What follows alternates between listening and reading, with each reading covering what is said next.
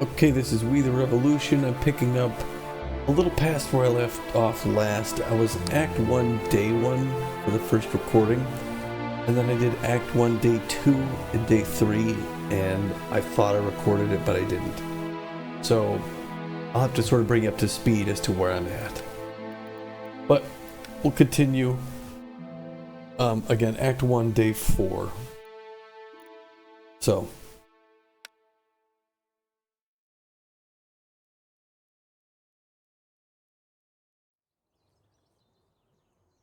and I read for this too, so. Alright, Matu Burel. Tragically, we're losing control of the streets. People feel betrayed by the king, and some believe him to be a spy. He's trying to elude justice. Special means are recommended when suppressing unrest. We only need an option from the judges to make sure we are working legally. And Raymond Devois, in other words, you need their blessing to shoot at protesters.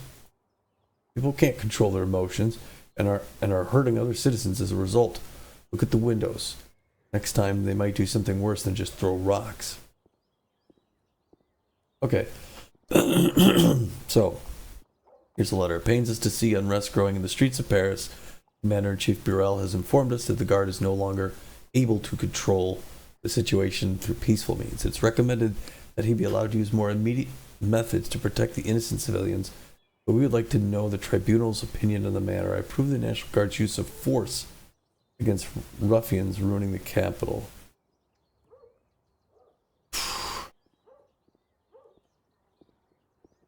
Well, this is 1790 something.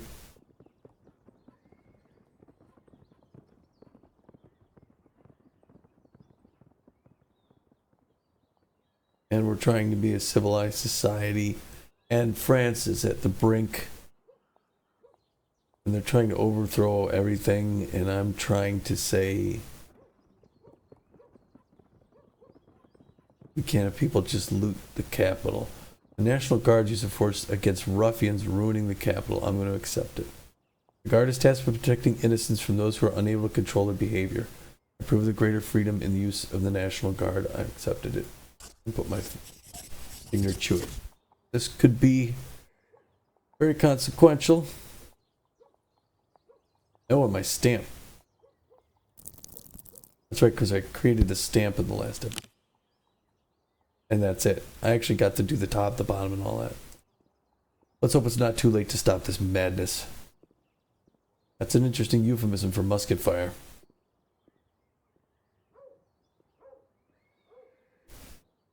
The mob wanted to act as both judge and jury again and hang people from the street lamps. Poor Pochard was almost hanged. When I say Pochard, Claude Pochard? Exactly, the beloved tutor of your Frederic. You had to dismiss him after the incident with the oath of the clergy, did you not? Yes, Frederic tells me from time to time that he misses his teacher. My wife, Alexis Fidel. What are you doing? The trial's about to begin. And my youngest son. It's about Monsieur Pochard. News travels fast. He's been accused of counter-revolutionary activities. You know him. It can't be true. Not so simple. Leave before somebody hears us. Papa, please. Go home. Think about the family for once at least. Boy, she's a real... Papa.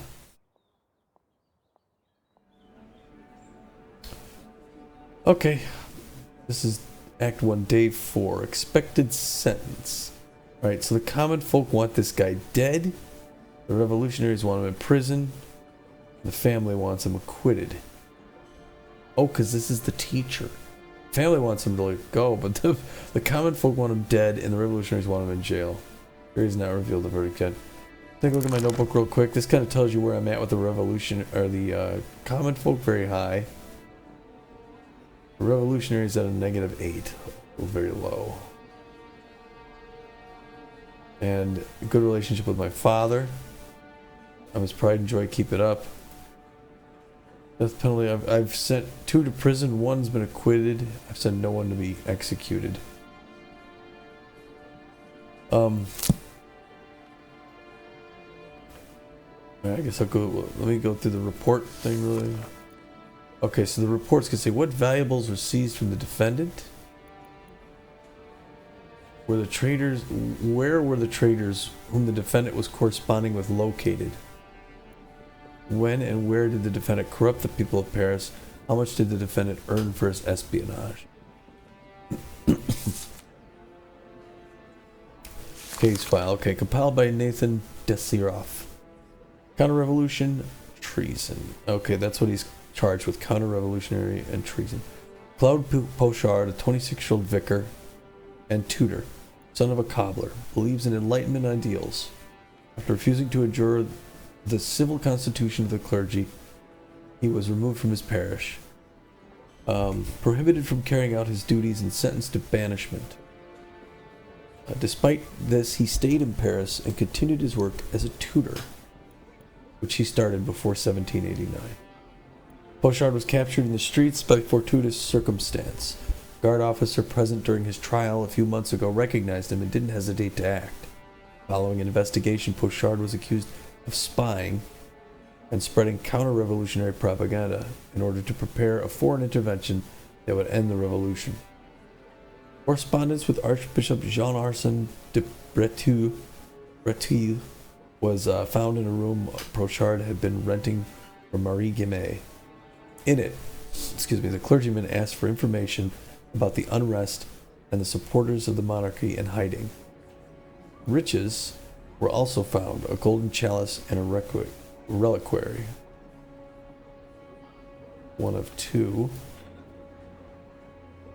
Moreover, the director, one of the orphanages Claude taught and testified that the tutor would question the law of the revolution in front of the students, stating it was less important than the laws handed down by God.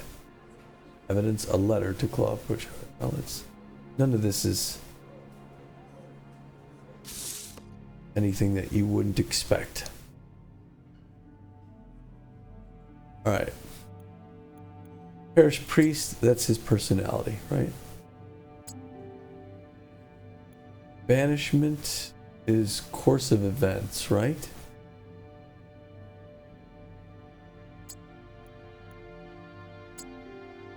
Okay.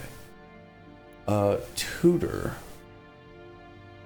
is his personality, I believe, as well. Espionage is the accusation. Spreading propaganda is counter-revolution, I believe. The church riches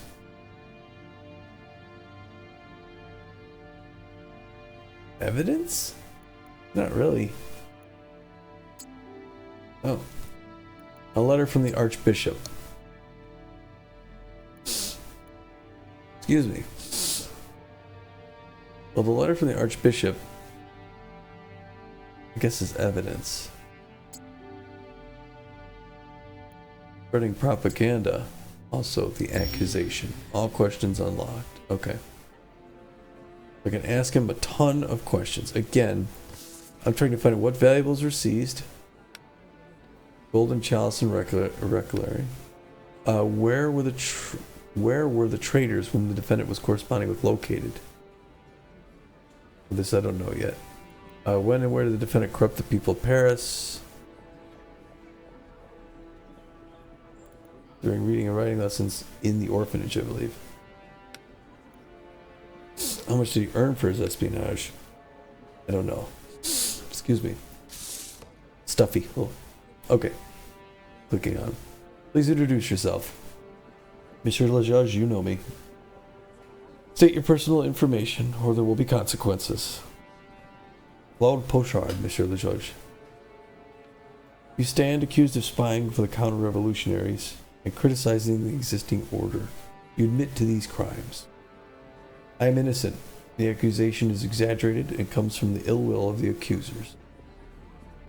Antoine Tenville over here says, suggesting that the revolutionary government is acting in ill will typical of a priest. Okay, so I think I go to him again. Questions, okay.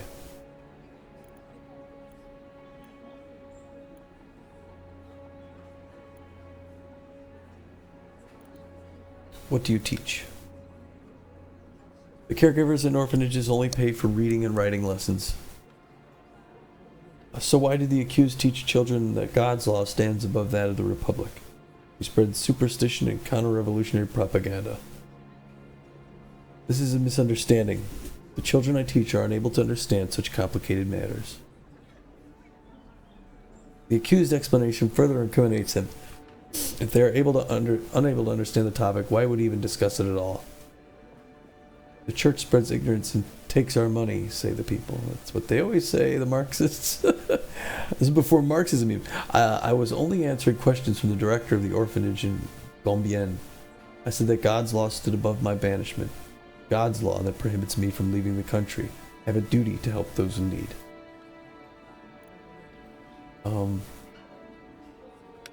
Why did the accused continue teaching instead of leaving France? My duty is to help others. If I'm unable to help as a priest, I want to at least share some of my knowledge. Your knowledge is Catholic propaganda. I prefer the term Catholic values. Okay.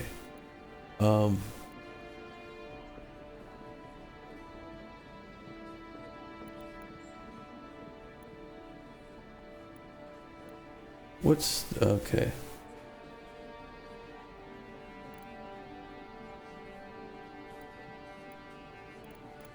Why did the accused stay in France despite being banished? I had to take care of my sick mother. Without me, she would surely have died.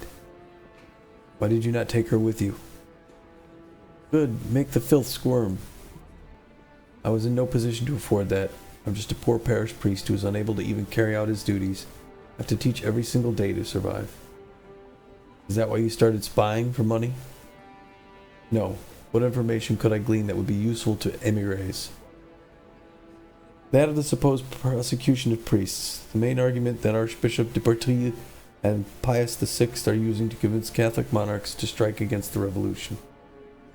I do not correspond with émigrés, and I certainly do not write about the suffering of our clergymen. I would like to remind you that we have evidence. Away with the liar. Summon the witness, Marie Guimet. Here she is. Citizen, what is your name? Marie Guimet, Monsieur le Judge. Okay.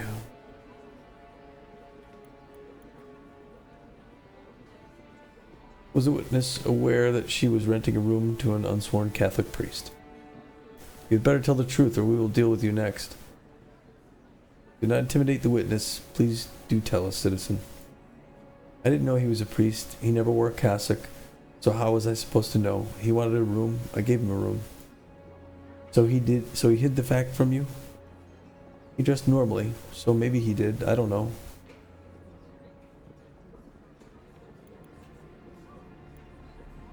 Did he ever criticize the revolution and its accomplishments? Once he said that instead of beheading, they could do something about economy and teaching, that the children are hungry and, well, can't read or write. Did he ever question the law? Now that I think about it, maybe he did. One evening he complained that the law didn't work, that a smart person would send all the kids to school, by force if need be. Priests lectured our nation for 1,000 years and nothing good came out of it. He's right. They give us nothing more than hunger and disease.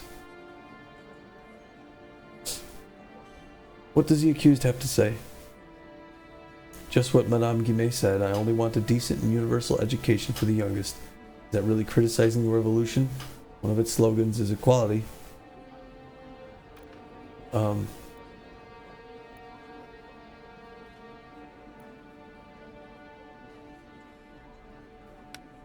What stipend does the accused receive as a teacher? 2 francs a week. Most people give me food instead. Bread, butter, and sometimes wine. Does it not bother you that poor people have to take food from their children to give it to you? Of course it bothers me, but I too have to eat. He keeps gold under his bed and still takes food from the poor. We demand an explanation. Where does the gold come from? It's not from your fellow conspirators abroad? Of course not. It belongs to the parish and my compounds, which is currently under my care. This gold is not my property.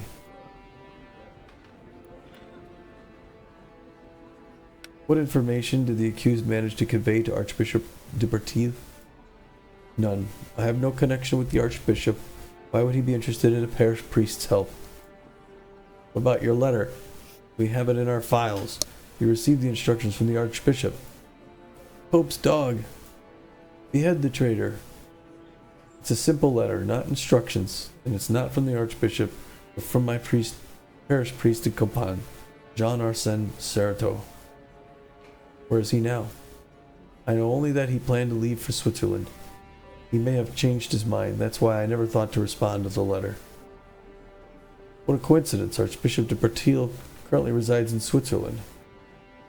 It is indeed a coincidence. Many clergymen reside in Switzerland. Who believes that?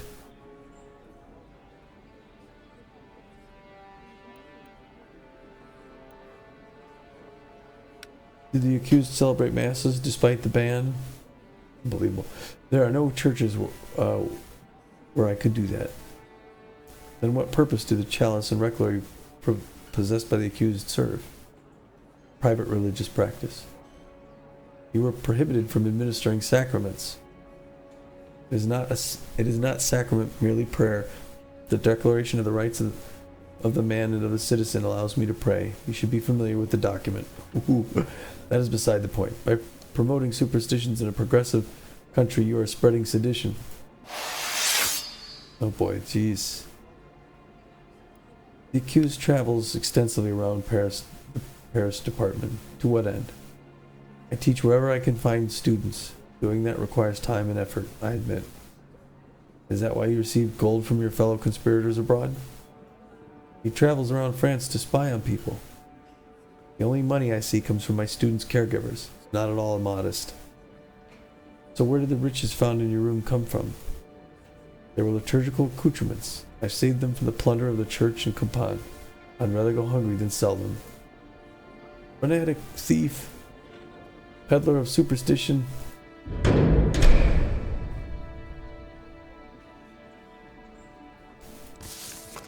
Okay, where were the traders whom the defendant was corresponding with located? In Switzerland. And how much did the defendant earn for his espionage? I thought it was 2 francs per week.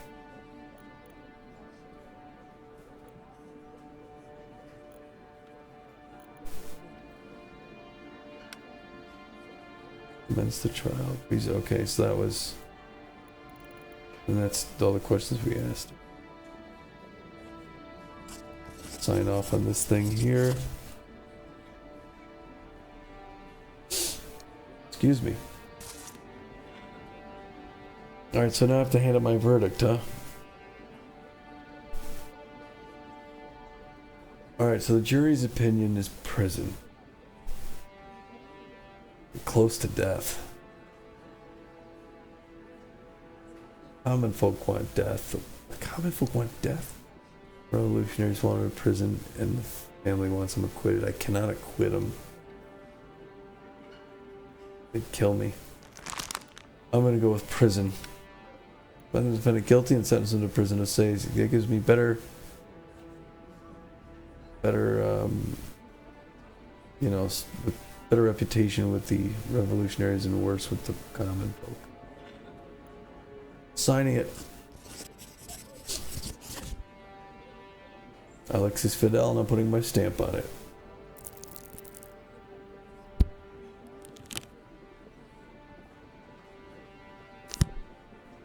I sentence citizen Claude Pichard to prison. Lead the condemned out. He saved that priest. He showed mercy to an enemy of the revolution. He ought to have been killed. I have nothing else to say. Balancing this stuff. Good job. I got 4 out of 4 there. Okay.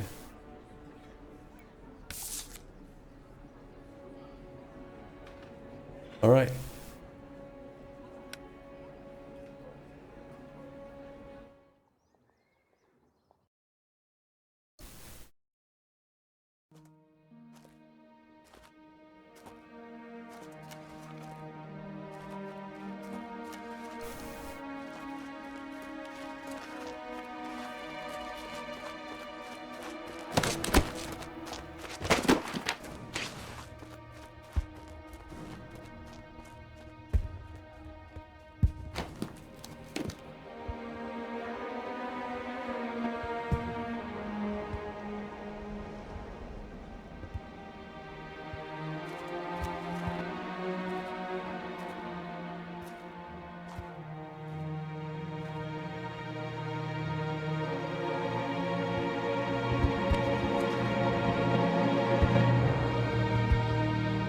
One fool spewed out one word too many.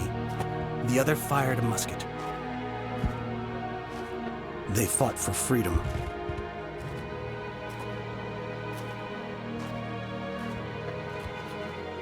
Each for their own. That man. Hard to forget. He asked me if I'd seen his wife. He found his son. The freedom we borrowed from the wealthy and the noble. We believed it was worth the price. He was judged by people long devoid of their freedom. The only things they knew were dust and sweat, and anger.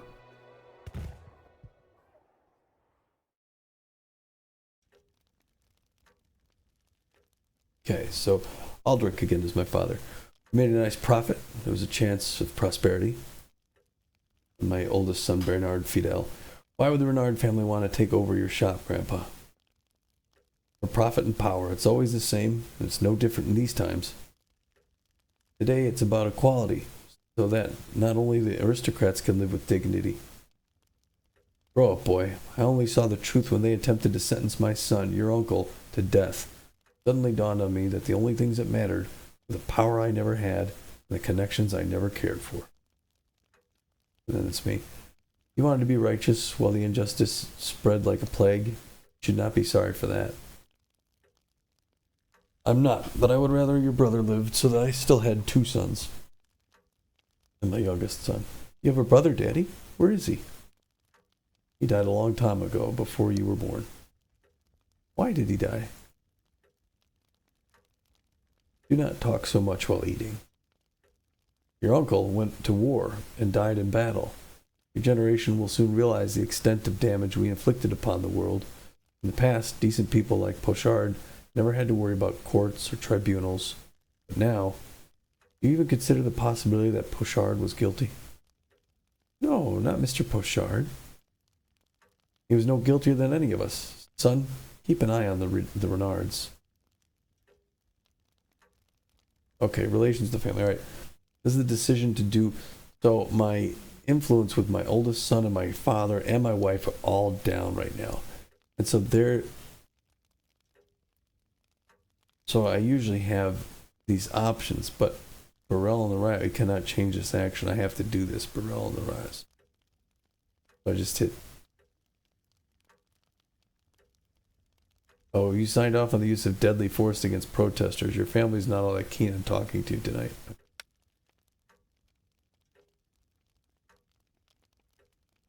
Oh, geez, yeah, so this is like hate down here at the red. Act 1, Liberté, Day 5. Hope I get to Act 2.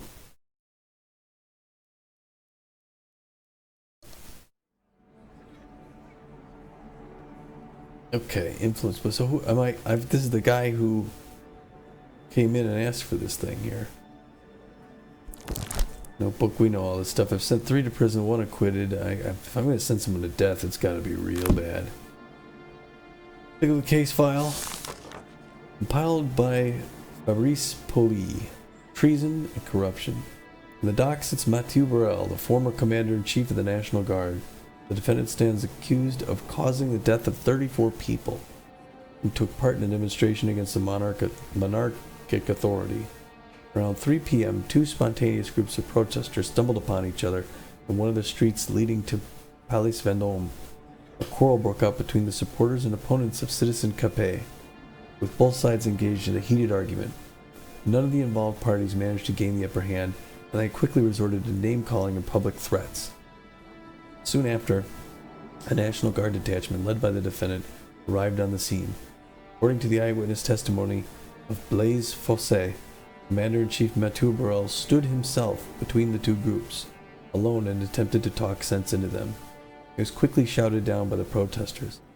A few of them vocally accused the Commander-in-Chief of violating their freedom of speech. Excuse me.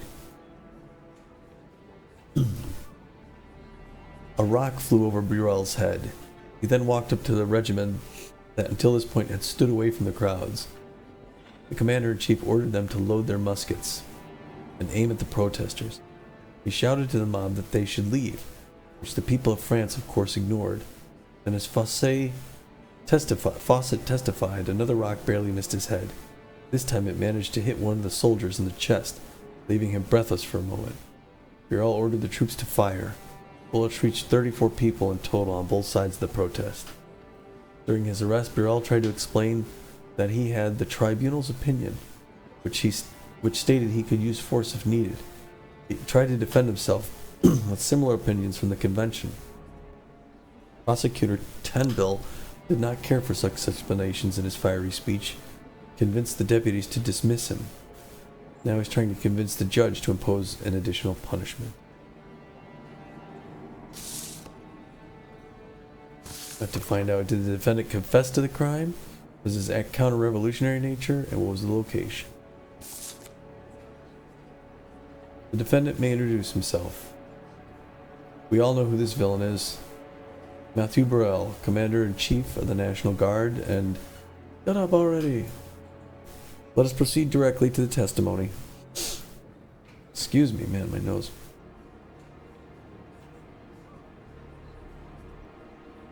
I have no questions? So the common folk and my family want him dead. Revolutionaries want him in prison. I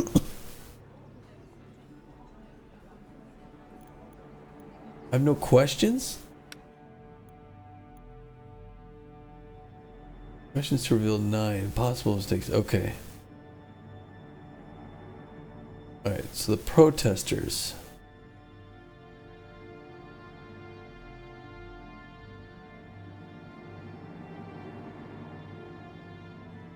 Worst of events, right?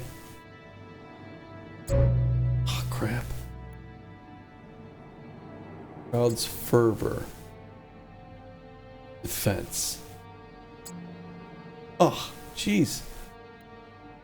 Commander-in-Chief's recklessness. That's the accusation. Freedom of speech. Excuse me.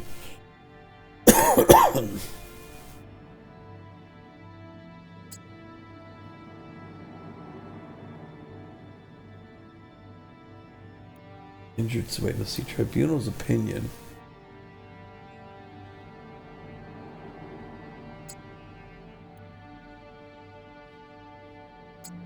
Oh.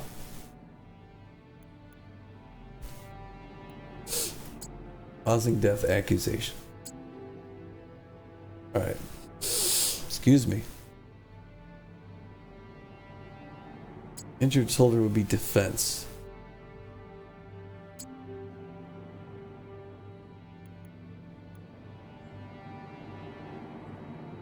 This would be his personality. Wouldn't it? Or did I already try that?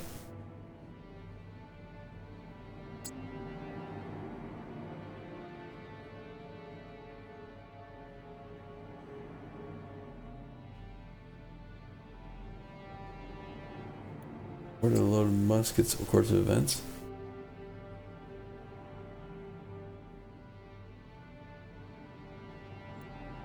Extenuating circumstance.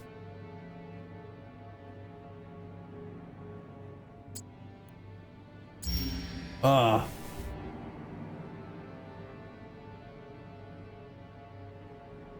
My mentor's help cost 2 influence points. I think this is all the questions I'm gonna be able to ask. So, I cannot ask him 4 questions. I can only ask him 5 others. Okay.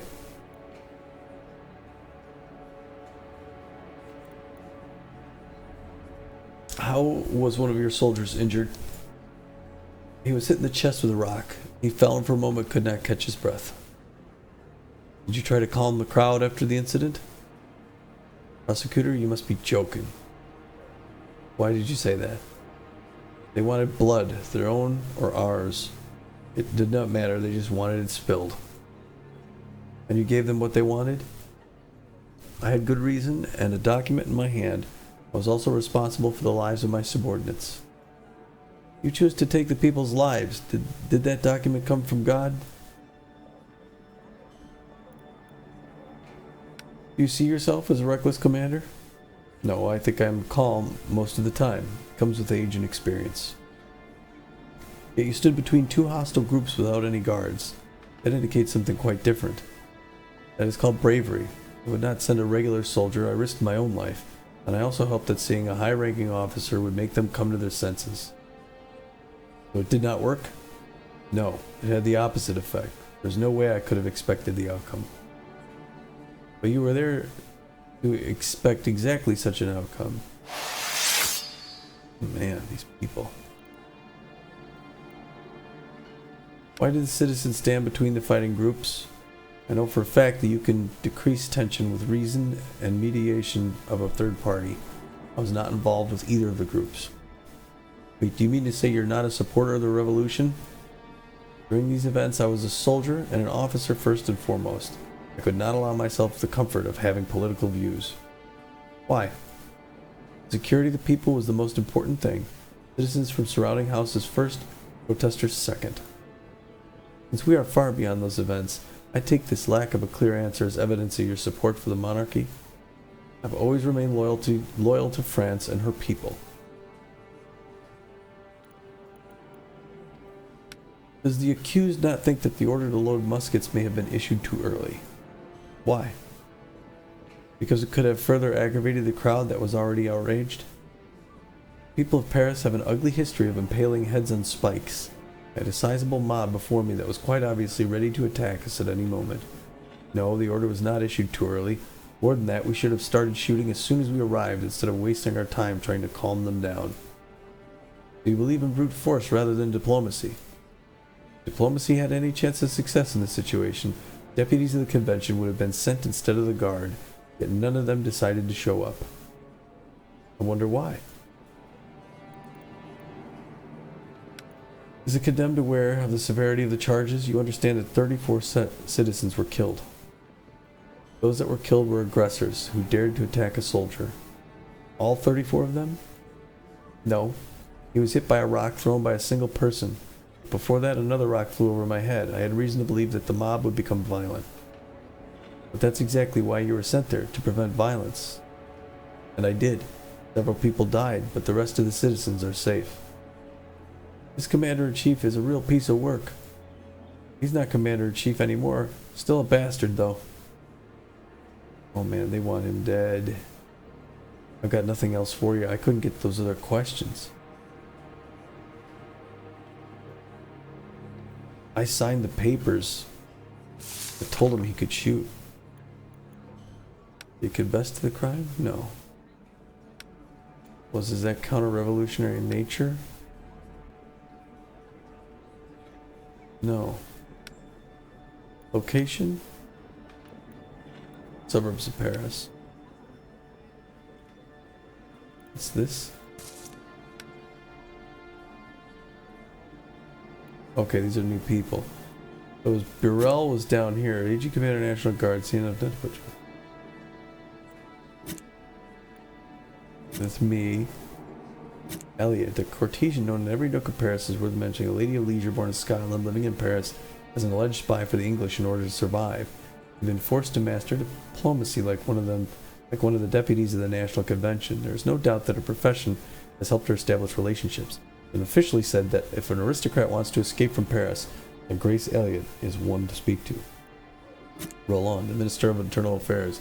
Thanks to his resourceful wife, who controls his career from the shadows, he has gained a position in the government and become a prominent member of the Girondin. He does not hide his support of the monarchy, maintaining that it will create balance between a bloody revolution and the tradition that unites all French generations. And then if you want to see these other ones, you could pause. But these are people I already read about, including myself.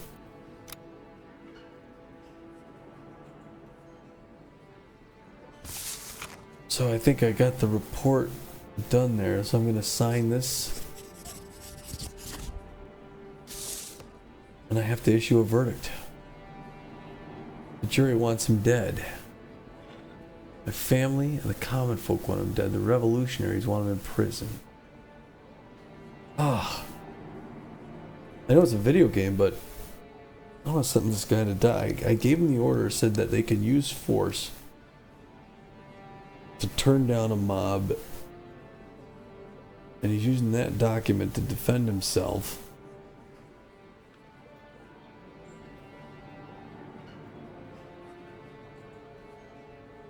Let me think about this a second.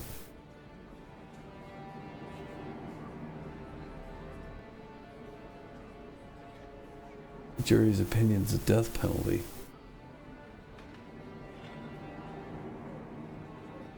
I can't give him the death penalty. The death penalty would... Prison's gonna even things. Acquittal would give me... The jury votes in favor of the immediate decapitation of the defendant. I can't... He's got a paper that I signed that said he can use force. And they were in a situation that already came under attack by the protest. They were throwing rocks, they already hit somebody. He overreacted, but he reacted with force as he was... I gotta send him to prison. I can't send him to death. That's it. Stamp it.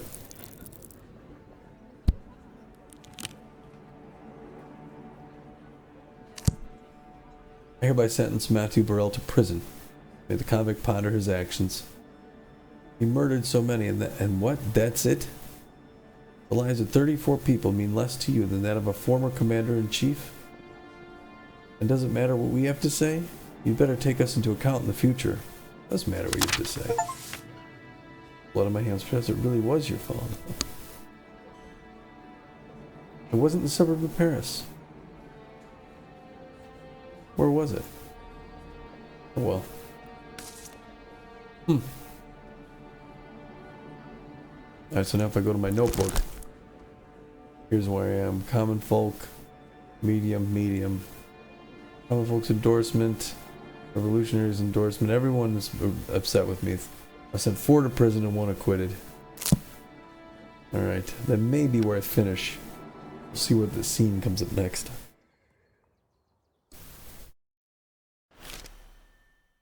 He's ours. There could be no more demeaning experience for revolutionary Paris than the escape of Citizen Capet. He escaped, slipped right from their hands, and the revolution now seems feeble and weak. People resemble a child that could easily be duped by anyone. However, the Republic quickly composed itself, thanks to a postmaster and his people, who were able to catch the fugitives escaping the Malmedy. As ordinary citizens led to the fall of a monarch. You will have a chance to serve the Republic as well, for Citizen Capet will face the tribunal tomorrow. You will choose how he will be remembered, as a traitor and a coward, or as an unlucky statesman. If it were for the prison guards to decide, there would be only one outcome. Allow the guards to rough up Citizen Capet in prison. Leave him alone until the trial. Leave him alone until the trial. Okay, I'll go until the next trial. I'll let you know what happens. Oh yeah, so my grandfather is upset with me. My oldest son is really upset. My wife's upset. Okay. Working on the trial. It tells you here. This would upset everyone. Opening night at the theater would be good for my wife and my oldest son. Be bad for my father. And a political debate. Good for my oldest son. Reading together. Evening stroll. I have to do the evening stroll. I need to do something to repair his thing, but I want to do something with him and my wife. It looks like whatever I do for my father. So my wife's going to be upset. Wife and him happy. Opening night at the theater. But this also makes him upset with me. Evening stroll makes him even happier.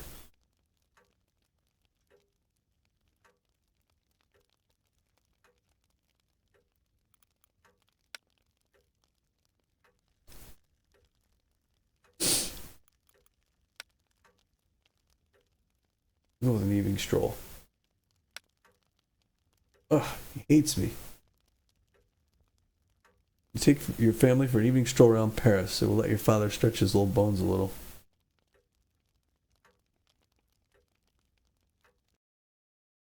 Act 1, Liberté, day 6. Okay. This is going to be where I finish for the night.